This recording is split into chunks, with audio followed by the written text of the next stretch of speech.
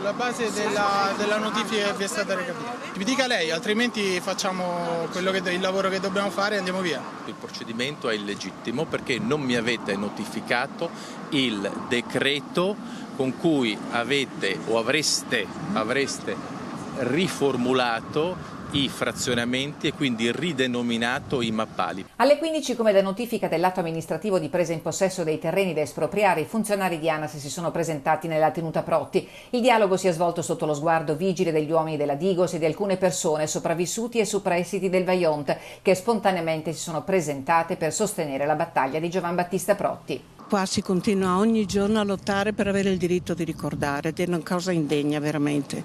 Noi siamo qua a sostegno di chi cerca di mantenere questo unico luogo che rappresenta ancora qualcosa. Una battaglia in punta di diritto. Giovanni Battista Protti ha dato la sua disponibilità a far entrare ANAS nella sua proprietà solo dopo il perfezionamento delle notifiche e dei provvedimenti, poiché nella comunicazione di 5 giorni fa ANAS ha scritto che vi era allegato anche il decreto in cui venivano indicati i mappali in seguito ai nuovi frazionamenti, che in realtà, sostiene Protti, non ci sono. ANAS ribatte: nella comunicazione sono presenti.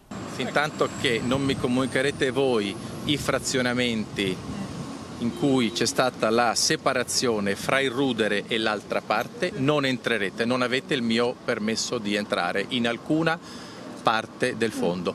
E così, senza una firma, i funzionari si sono allontanati annunciando la redazione di un verbale. La prima giornata di protesta ufficiale segna un punto a favore della proprietà. Il progetto della variante è pubblicato nel sito di ANAS. Il tracciato all'altezza di Faè è cristallino.